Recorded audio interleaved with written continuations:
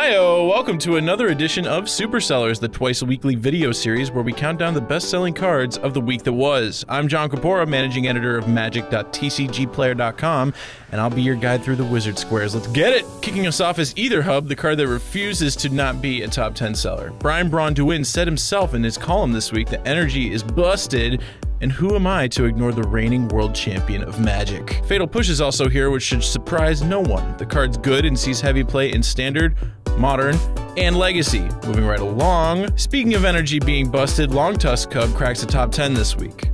This card rules. If an opponent doesn't have an immediate answer for it, it just snowballs and gets way out of control.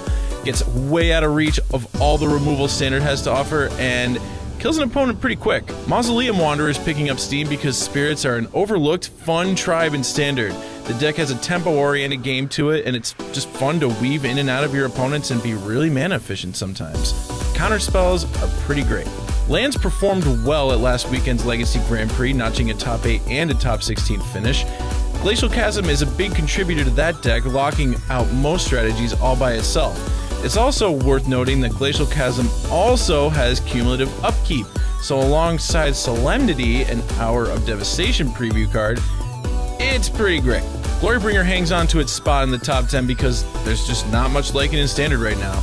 It's the latest in a long line of hasty 5-mana dragons, and it'll be striking fear into the hearts of opponents for a long time. The Amenket Full Art lands are solidly middle of the pack this week.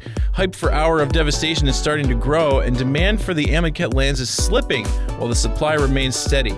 As more and more people pick up these lands, their sales will continue to slip. My fondest memories of Decree of Silence all have to do with Type 4, but man does this card mess people up with Solemnity. Your opponents don't even get to play Magic anymore. This is the No New Friends combo of 2017.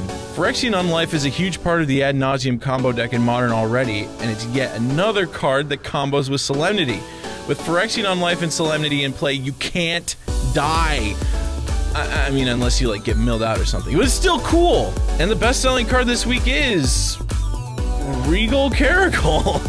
Caracal alongside Pride Sovereign out of Hour of Devastation is an awesome 1-2 punch of sweet feline beatings.